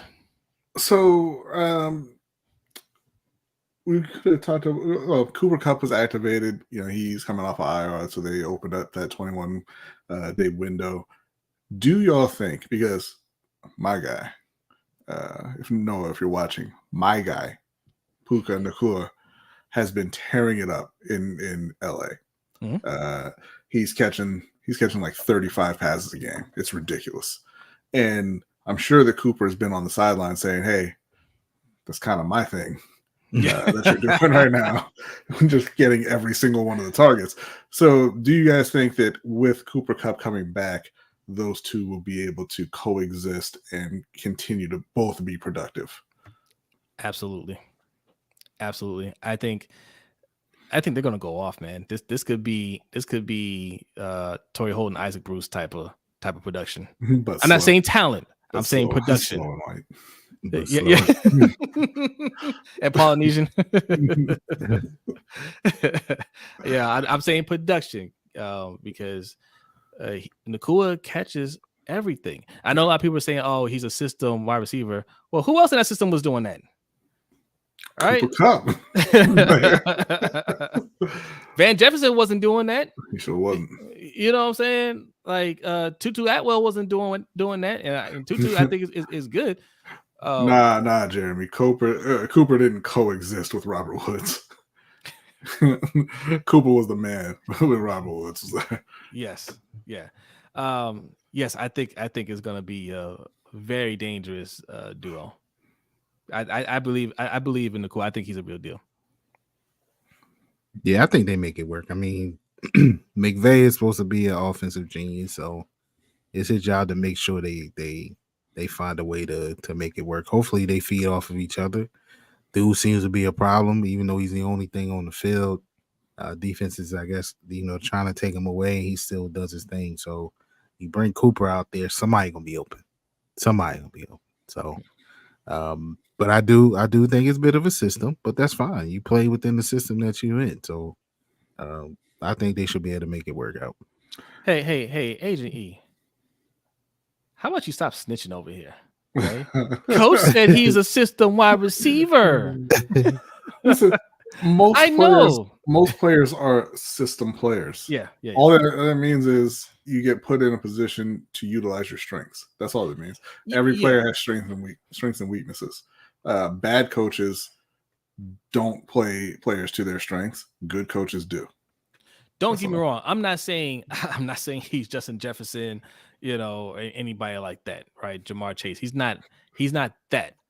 I'm saying his production, yes, he plays well in that system. He makes good catches, and when Cooper Kupp comes back, he's going to continue to play that way, man. And that's going to be a player that can play perfectly in your system. I mean, it's lethal, right? I think he's going to keep it up. So no, don't get me wrong. I'm not saying he's as talented as those guys. I don't think Cooper Kupp is as talented as those guys, right? But he's highly productive in this system. Sounds pretty racist to me, but that's all right. Moving on to our last topic for Around the NFL. There's a young man in New York who's had a really, really, not the one that we just talked about, same stadium, but different team. He's had a really rough go of it. His name's Daniel Jones. We say a prayer for him every week because my man has been sacked 22 times through the first 4 weeks. The Seahawks got him, I think, 10 times. And 11. No, because one of them was on Paris Campbell. They sacked Paris Campbell. Oh, that's true. That's true. How you get sacked as a wide receiver, I don't know. But that's neither here nor there. He had Micah Parsons, his first abuser, defending him on Twitter after this game, and how it's not his fault because he's got no shot back there behind that line, right? Now, granted, the Giants have had some injuries to their O-line. Their left tackle Andrew Thomas has been out. I believe their right tackle is out right now as well. But they weren't good when those guys were blocking either. So my thing is, you look around the NFL, and there's a lot of teams that have issues on their O-line, and it's been that way for several years. So do you think that there is a problem with the players coming into the league? You think there's just less talent at the O-line position? Or relative to the talent on the defensive side, or do you think it's an issue with NFL coaches not being able to one, scout, or two, develop those players to play on the O-line? It's coaching because teams like the Eagles don't ever seem to have problems, right? Teams like the Chiefs, yeah, they had a problem 1 year when all their linemen got hurt. And next year it wasn't a problem. Like the top teams never seems to be an issue for them. It's always these teams that we're talking about, right? I don't think some of these linemen are as bad as they're looking. They're just not being coached well. Some of them are bad, right? Yeah, Eric Flowers. And yes, and you're gonna have busts. Yeah, that happens. But yes, he's not a bust yet. No, man, look, it's a lack of development. And, I know, the saying is in the NFL, that's not where you go to develop, but it is where you go to develop because not everybody's going to come in ready to be a day one starter. You have to develop them, and you have to recognize when somebody is not ready to play or they're playing out of position or whatever. And blocking scheme, right? Because some of these guys, some of these guys that we think are good, we talked about system, right? They just play well in the system. They may not play well in another system. Maybe your system isn't great, whatever it is, or you're not getting the right guys for your system, whatever it is, it's not working out. And you have to figure some things out. You have to find a way to get them playing better, to protect your quarterback. the most important thing in the game. Yeah. Ike. Yeah, I was trying to look up real quick. How much money or what are the highest paid O-lineman groups in the NFL? And I couldn't really find. I found a little something, but I didn't see the Giants in the top. 10 to 15. To be fair to the Giants, though, I mean they had just drafted Andrew Thomas a couple of years ago, so I don't think he's actually gotten his extension or it hasn't kicked in yet. If he has it, and they also just drafted Evan Neal on the other end. Yeah. No, I mean they invested into the line, but I think sometimes, man, at this point in the league, you got to pay, man. You got to pay to have a top line, or else it's going to be patchwork. I mean, we kind of deal with that in Baltimore. We pay in spots, but teams like the Chiefs, teams like the Cowboys, look at the Texans, man. They shelled out a lot of money on their offensive line, and that's really the way that you secure a good offensive line, man. You got to pay to get the best guys in town. I think O-line is one of the. At one point in time, I used to believe, and I'm sure Coach probably can speak to this better than I can, but at one point in time, it felt like taking an O-lineman early, right? It would have to be a can't miss guy, Orlando Pace. Those guys, Laramie Tunsil, those guys who are going to be, surefire, legit bookends, right? Yeah. And it felt like you can kind of wait later in the draft to get an old lineman because more so, like you guys pointed out, coaching, and then you can find a good talent at old offensive line in the later rounds. Right now, it's not really. I don't know. It doesn't really feel like that. It could still be that way. I mean, I'm sure there's still guys who were drafted late who are doing well, but I just think you got to spend and you got to invest heavy there. But they have been bitten by the injury bug. But yeah, man, they got to do. Teams got to spend and open that checkbook for that offensive line if you're gonna protect your quarterback. And I don't know. I think coaching plays a part, but then I also think too, the players, man. A lot of these guys, we got to realize, man. A lot of these guys aren't bred offensive linemen, right? A lot of these guys are converted tight ends, quarterbacks. You know what I mean? Who like, look, you just big and athletic. So in college, man, you do your thing. But then when you get to that next level, you're facing a guy who used to play quarterback as well. He just now he converted to defensive end or something like that, or linebacker. So, it's just a different breed when you get there. So I don't think we're seeing as many corn-fed, straight up bred O-linemen in the game now. Yeah. Baseball Lifestyle has a very important question here. Says, y'all sure Daniel Jones is just not hot garbage? we're quite sure that he is, but you have to have the opportunity to play like trash, and he doesn't have that right now. The defensive line, they're at his neck at the snap every single play. Mm-hmm. Even when especially when your quarterback is hot garbage, that's when you need your O-line the most. The most, yeah. Right. Can y'all imagine what Joe Flacco would look like if we had that kind of O-line? Joe Flacco would have retired in his 30s. Joe Flacco had 5 to 7 seconds on every snap to throw the ball. Joe Flacco struck me as a real devout follower of the Ricky Waters teaching, for who, for what. Yeah. Yeah, he had all the time in the world to get rid of that ball, man. He didn't get touched often. Okay. It usually was against the Steelers. Zach Martin is probably the highest paid. Jeremy says, for interior. In terms of cap allocation right now this year, the Detroit Lions are spending the most on their O-line. Detroit Lions have one of the best O-lines in the league, coincidentally. But the Giants were far down the list. But like I said, I think that they have some younger players, and that kind of factors into that as well. I think they're not doing a good job of like we were talking about, of actually developing their picks at this point. And they don't have a whole lot of weapons either. Sure don't. Saquon was out for that game. I don't know.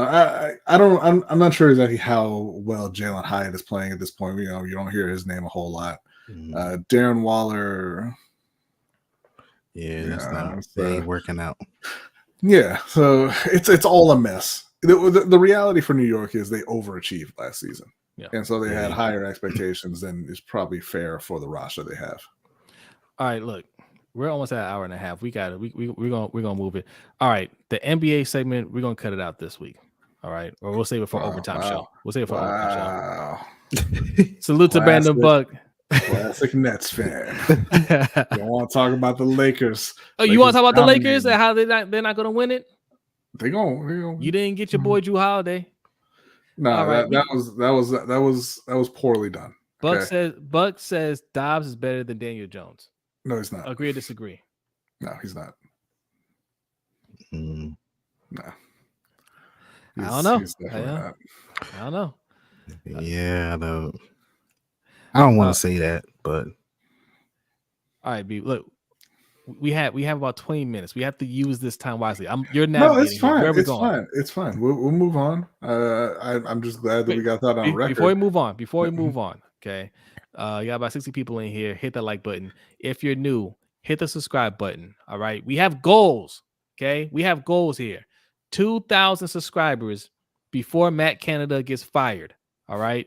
Matt Canada, the offensive coordinator for the Steelers, we were speculating earlier on whether he was going to make it through the season. B thinks he is. He'll probably get fired in the offseason. So we want 2,000 subscribers before he gets fired. Okay. Before February. That's the goal. Ike, your cousin, Mike, open mic with OTR Mike. Okay, he's got goals too. I know you guys haven't seen the episode in a while. We know it's coming. Okay, a lot of episodes are coming. In the meantime, go over there and hit the subscribe button. All right, hit the subscribe button. 500, 1,000. Okay, 1,000 subscribers. Okay, we're talking about end of the year goals, end of the season goals. 1,000 subscribers for open mic with OTR Mike, and we're gonna do celebrations. We're gonna give away prizes, right? Because you look out for us, we want to look out for you. So there's gonna be a little reward if we meet these goals. Also, Ring Kings Podcast. Let me take this down. Ring Kings Podcast. That's where you see all three of us. We just did a reaction to Canelo and Charlo. We'll talk about this soon. We gave our reactions, our quick reactions after the fight. All things boxing, go over there to Ring Kings Podcast and hit the subscribe. All right. We mentioned some other people in our crew. Chris Just Joking from Deep Cover Podcast. Go over there and hit the subscribe. Okay. They are a Ravens podcast, as you can tell by the colors in their logo. All right. Great content over there. Our guy Hendo from the Road Pod. All right. Also, his new channel, I got to get the logo for that, Game of Tones. Told you, go over there, hit the subscribe button. We're going to be doing a little game with that as well. You're going to really enjoy that channel. So, Game of Tones and the Road Pod. Subscribe over there. Also, Suge Knight 323. Now, his logo would suggest that he is a Ravens fan, and some say secretly he might be.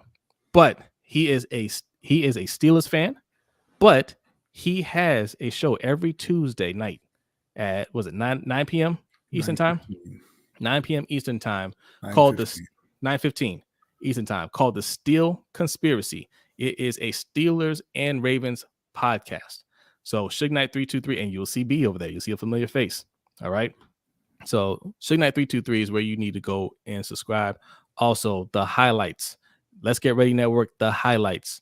Also, Let's Get Ready Network. That's where you'll find our guy Ferris. You guys love Ferris. He should have wanted me to tell you that it's no longer a Ravens podcast. It was never a Ravens podcast. It was a Ravens and Steelers podcast. You know, but what he's saying is he's cutting the Ravens out. Oh, okay. Yeah, sure. I mean, he's still there. Ferris from the highlights. Okay. They cover all kinds of sports there. So go over there, hit the subscribe button. Okay. This is the whole crew. Take 2 seconds, hit subscribe. Okay.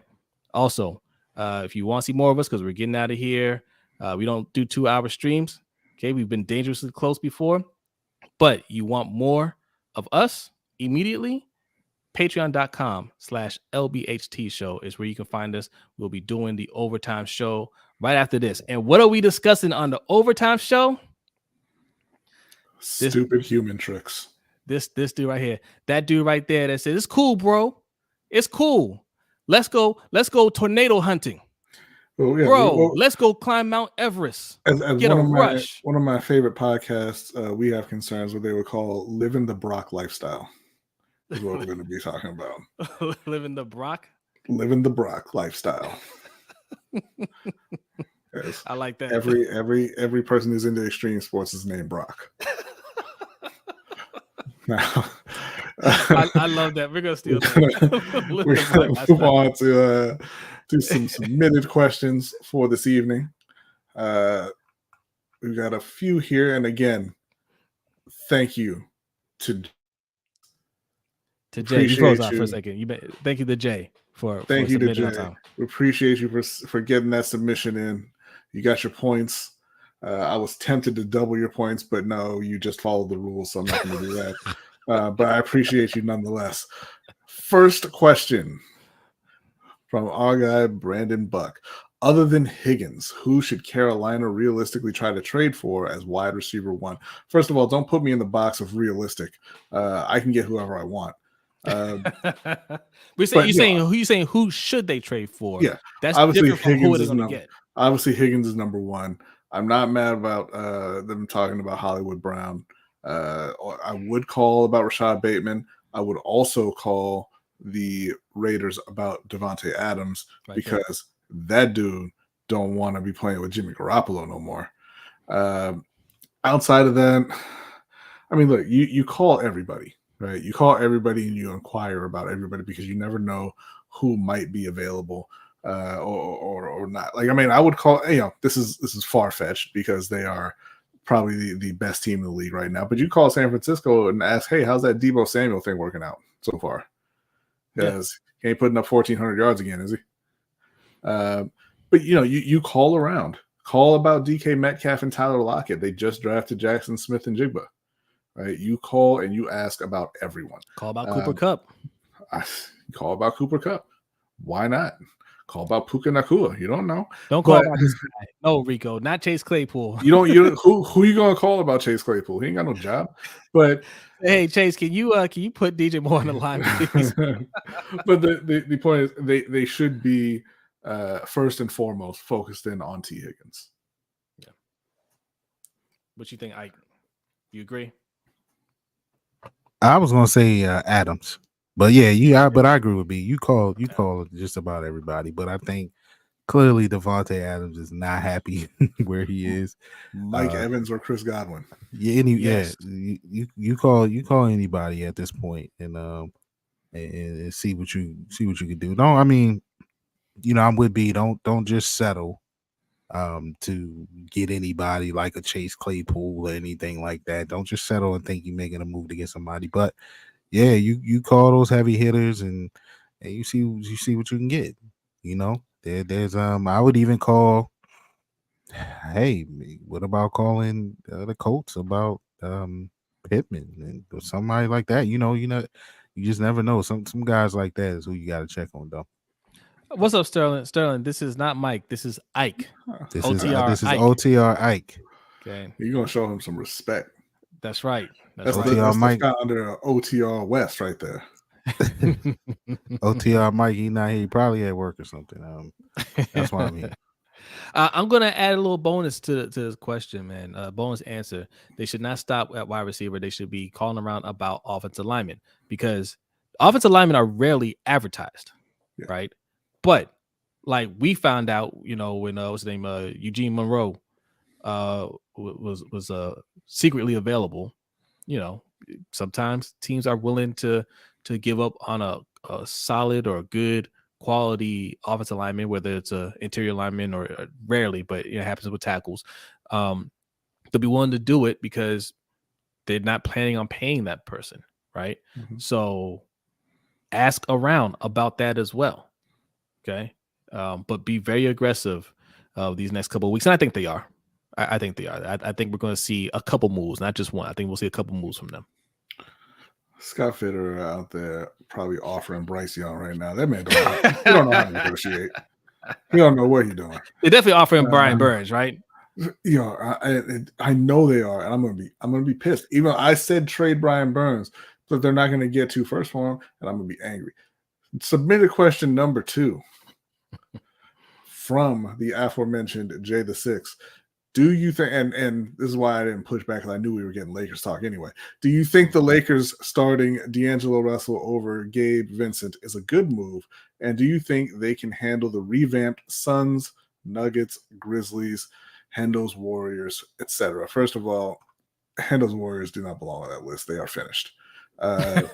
Second, they are finished. It's done. Okay. They were already, you know, like that old joke about the Lakers. It's a retirement home over there. That's what the Warriors are now, except they moved in Chris Paul, who's the greatest choker of all time. Now, I think that, yes, you start D'Angelo over Gabe Vincent because Gabe Vincent's not as good a player as D'Angelo Russell. And D'Angelo's not going to give you, I don't think he hasn't shown that he's going to give you a spark off the bench, right? When you need it in the playoffs, because he's back to his days in Brooklyn. Even he kind of freezes up in the playoffs. And I just wasn't very high on the Gabe Vincent signing. He's not a good 3-point shooter. He's more of a streaky 3-point shooter, and he kind of works out to be kind of average. But I think that with Austin Reeves and D'Angelo in the backcourt, that's a good, solid backcourt that they have, and it can take some of the pressure off of LeBron and even some of the pressure off of AD, which I don't know why he's feeling pressure at this point in his career, but he does, and it causes him to take nights off, and we need to alleviate that. So I'm going with starting D'Angelo Russell. I think that they did a good job of filling out the roster this year. They got their key guys back. They added some what should be solid role players to the team. I think that they are probably the second best team in the West. I see them making it back to the conference finals at the least. I don't believe in the Suns. I don't think that those 3 are going to gel very well, and I don't think that they're deep enough. So yeah, I think that the Lakers are going to be very good this coming season. And yes, again, D'Lo should be in the lineup. What's going on, Living Legend? Mikey, what you think? What you think about D'Lo? I'm sorry, Ike. Yeah, you gotta start D'Lo. I think Gabe is. I think that might have been a little bit of their problem last year. They didn't have a spark coming off the bench at that position. I think they they played Reeves there, I guess, a lot. But you might want to let that man cook off the ball. Let Reeves eat. He the man. He coming into this year very, very popular. So yeah, he's probably gonna start. You think he's gonna start, right? Yeah. So you gotta replace that production, even though he started a bit last year. But yeah, I think Gabe is somebody that shouldn't be on the roster. He showed that he can hit the open shot, and sometimes. But I don't know how much of a playmaker he is. You know what can get that started. You know what I saw a lot from Gabe Vincent in the playoffs last year? I saw my man come out there and yes, hit the open shot. And then he switched on that John Starks mentality, and then he missed the next 7. and wouldn't quit shooting. Oh yeah, he don't quit shooting. Yeah. So yeah. D'Lo just gotta play better, man. He's better than that. Right. You gotta get more out of him. And he's gotta hope that this is the year. Look, man, LeBron is still one of the top players in the league, but man, you gotta give him a break. If you can get more production out of D'Lo and you can get AD to man up, they'll be fine. They'll be fine. But AD said he playing 82 this year. Good. Don't want that. Good. Listen, he was fine in the playoffs. Play like that. If you're talking about 82, including the playoffs, that's cool. He better not play 82 regular season games. Look, yeah, just play the games that LeBron needs to take a break in. All right, because he doesn't fall under the load management rule, so you can just rest him. All right. NDT, like I don't know why you're even attempting to make this. Like you are clearly just an irrational hater. The man averaged like 28, 8, and 8 last season. Say he's not one of the top players in the league is unbelievably nonsensical, and it makes you sound stupid. I'm sorry. Like, we love you, NDT, but it just does. You know we do. It just does. Saying LeBron's not one. He didn't say he's the best player in the league. No, he said he's one of the top players in the league. Yeah. He absolutely is. Yeah. He's definitely the best player on that team still. God damn, man. Like, okay, let's question number 3. HL, man. All right, this one is from Jeremy Miller. Do you have a favorite sporting event you've attended in person? The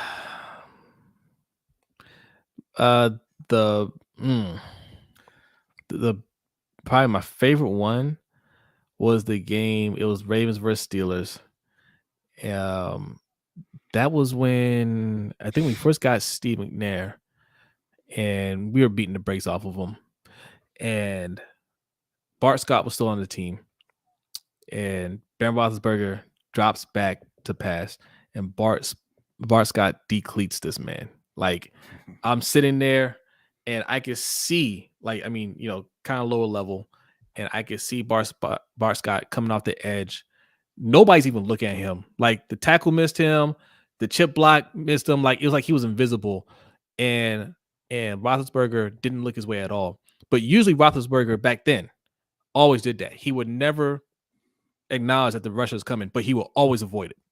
He will always step up or make that guy miss or whatever, spin off the guy. But I was saying a prayer to myself. I was like, please, just one time, don't see it coming. And then next thing I know, Roethlisberger head is gone. His feet are up in the air, and the crowd went crazy. I went crazy, man. And he had to be taken out the game after that. He was definitely that was probably my favorite sporting event that I can remember. Ike? Oh man, I got 3, man. I can't. All right, I'm gonna let you narrow that down to 1. Yeah. So my favorite, and I haven't gotten to a ton of sporting. I don't like the big crowd kind of thing. Like, it's cool with the energy. Like, we went to the TFEMO fight recently. That was a lot of fun. Yes, but I'm not a fan of everything that leads up to getting to your seat, and then everything that happens after you leave your seat after the event's over. Right. So I don't go to a whole lot of them. But when I was very young. And I don't know if you remember this, Jose, but we went, we were living in Hawaii. We went to see Hawaii play a game. Yes. I cannot remember who they were playing against, but it was the Hawaii Rainbow Warriors. I got the inflatable helmet. And like I said, I was very young at this point, and somebody in the crowd, a few rows behind us, there was a punt. The other team was punting, and the guy punted the ball, and it went about 10, 15 yards. And my man yelled out, "Put a leg on that kicker!" And I thought it was the funniest thing I'd ever heard in my life at that point. So that kind of stuck with me. But that was a good time. It wasn't real crowded because it's Hawaii, and why would you go sit in the stadium and watch football instead of just being in Hawaii? But that was a great time. Yeah. But now it's just kind of like, I'll just watch it on HD. Yeah, I'm probably gonna say. I'm probably gonna say Maryland basketball. I went to their Midnight Madness. I went to high school with this kid named Matt Hahn, who I think was the nephew of Billy Hahn, who was a coach on the staff with Gary Williams, and it was the first year of Steve Francis. And I didn't really know. And we were on the floor, and they were. The stadium was buzzing, and like this kid, first thing he does is he comes out and he does like a 360 windmill, something out of this world. And I was like, yo, who is this kid? And it was just like, that was the franchise. I think Will Cox, those guys, it was like one of their better teams. I think that team went to the Sweet 16, I believe. But yeah, that was being there and witnessing that was dope. That's what's up. Okay. All right. Trivia time. We gotta move, B.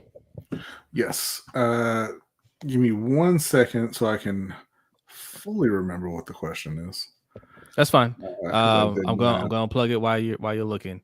Patreon.com/LBHT Show is where you can find us right after the show. So as little as $5. We have $5 tier, $10 tier, $20 and $60 tiers. They give you all kinds of different perks, including a coin here, right? For a $10 tier, you have fantasy football leagues that are going on. Access to our overtime show, access to our Discord. For just $5, you can get into the Discord, and we don't really kick anybody out as long as you're not acting up. So well worth the price of admission. So if you have as little as $5, consider supporting the channel even further. It's a lot of fun. All right. Yeah. So trivia question for this week.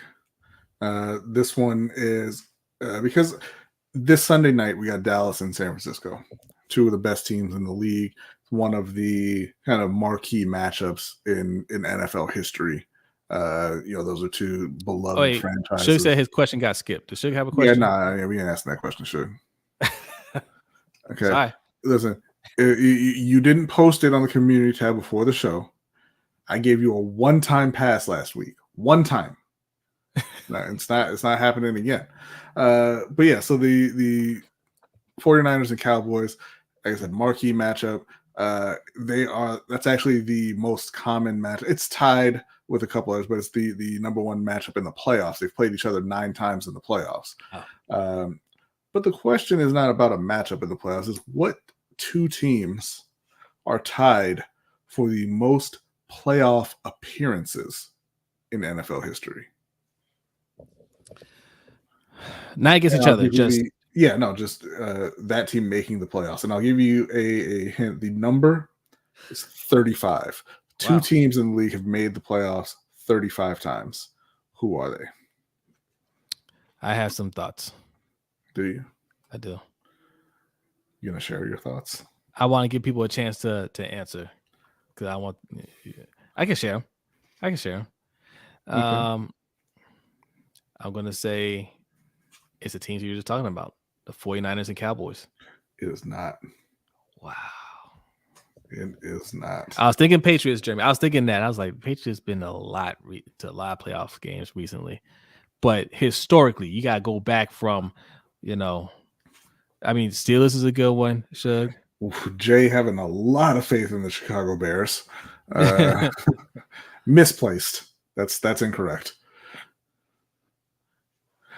We do. Agent E says Niners, but what was the other team, Agent E? It's 2 teams. Yes, it's 2 teams. Rico says Pat Steelers. And this is also for points, ladies and gentlemen. This is also for points. First 3 to get it right get some points. So put your answers in there.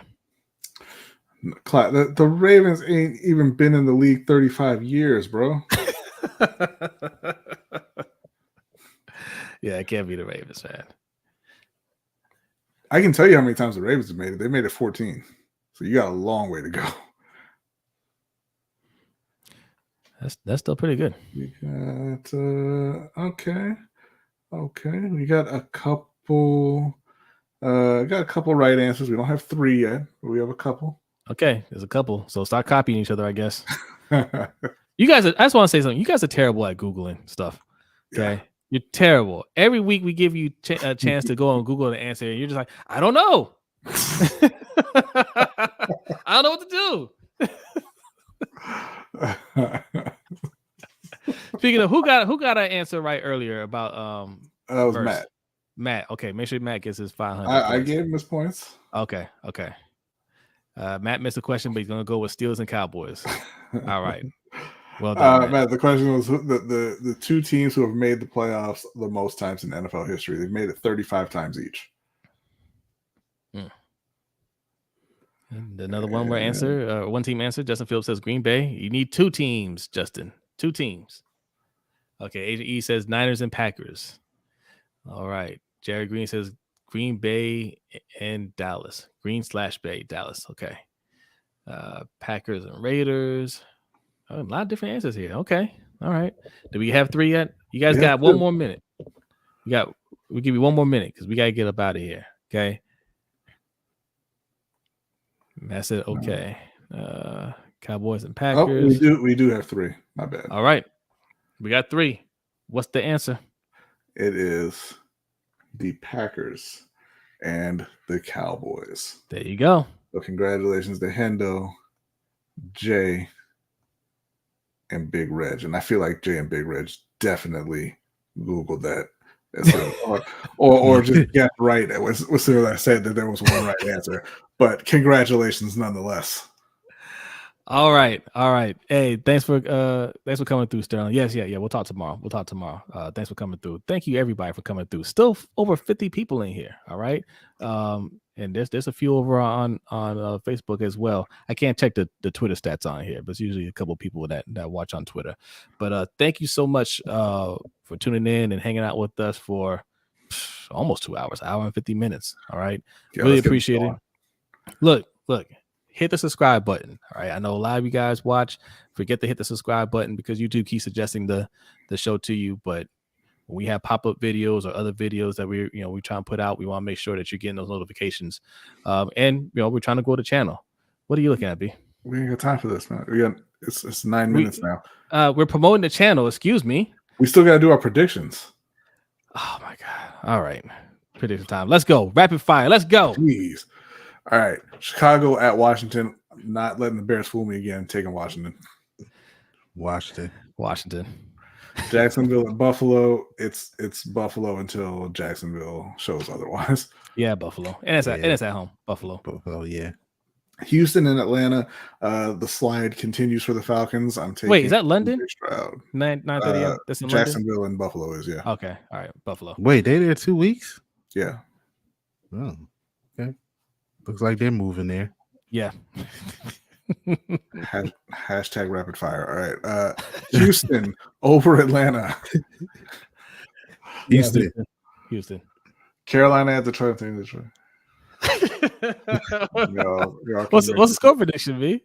I'm gonna say taking Detroit over Carolina, folks. I'm gonna say 31-17. 31-17. I don't think it's going to be that big of a beatdown. They're going to keep it close. I'm going to say 30-20. I hate you. What? 26-19 Detroit. Okay. Tennessee at the Colts. I'm taking Richardson and the Colts because I don't know how Tennessee wins any of their games. Yeah. Give me Tennessee though. All right. I'm going Colts. The Giants at Miami, not ever picking the Giants. Definitely taking the Dolphins here. Yeah, Miami by 50. New Orleans versus New England. Mac Jones was benched in their game. Not sure if he's going to be starting the next one. Doesn't matter. Taking New England. I'm taking New Orleans. Yeah, give me no. Baltimore at Pittsburgh. I'm taking Baltimore, and I'm taking them to win 34-14. Yeah, Baltimore 27-15. Yeah, I got them. I'm going to say 27-14. Philly at the Rams. Philly has not been clicking. The Rams might get Cooper Kupp back this week. I'm going to take the Rams in an upset. Ooh. Yeah, give me Philly. Yeah, I got Philly. And this, again, the second most intriguing game of the week, Cincinnati at Arizona. Arizona playing way better than anybody thought they would. Cincinnati playing way worse than anybody thought they would. And I am going to take the Cardinals at home. Oh. Yep. Give me Arizona. Make it 3. Upset special. The New York Jets at Denver, taking Denver. Screw Zach Wilson. Zach Wilson gets his second W. Yep. Which is weird because they haven't led at any point in any game yet this season. in the regulation. I'm taking Jets. Next up, Kansas City at Minnesota. Minnesota keeps it close, but I'm taking Kansas City. Yeah, Kansas KC. Yep. Biggest game of the week, Dallas at San Francisco on Sunday night. The Cowboys have had a lot of trouble in the red zone. They somehow lost to Arizona. They're showing a couple of weaknesses there. San Francisco in a relatively close one. Cowboys catch them slipping. Ooh, I got San Fran. And lastly, Green Bay at the Las Vegas Raiders. The Raiders, last I checked, are still coached by Josh McDaniels, taking Green Bay. Yeah, Green Bay. Where are they playing at? At Vegas. Give me Vegas. But Vegas has been home games for the traveling team too. So. Yeah, give me Vegas. Okay. And that is it. And we are out of here. And Lisa, she said, I never make it to these. You know, that's all right. You just hit the replay. It's fine. You know, but we appreciate you coming through. You made it at the end. You made a couple predictions. I appreciate you coming through. Appreciate all of you. All right. And like I was trying to say before, B cut me off. The goal is 2,000 subscribers, all right, by February timeframe, by the end of the football season. The goal for OTR Ike's cousin, OTR Mike, is 1,000 subscribers. All right, same time frame. Open mic with OTR Mike, where the mic is open for any discussion, no matter who it is, where it is, or what it is. All right. You guys, I'm gonna say, I see like the logo on that water bottle, and the resemblance is crazy. It is, man. That's his cousin, Mike. You know, Mike, you related to everybody. Yeah, that's my cousin. Yes. So, yes, no, we appreciate you guys so much. Thank you for all the donations. Thank you for just the engagement. And again, if you want to continue to support, patreon.com/LBHT Show.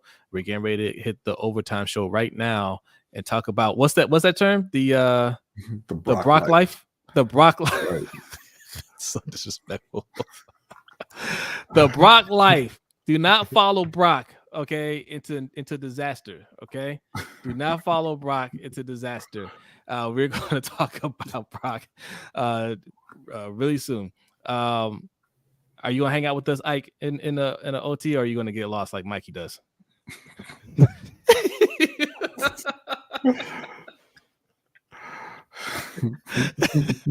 I will let Ike think about that.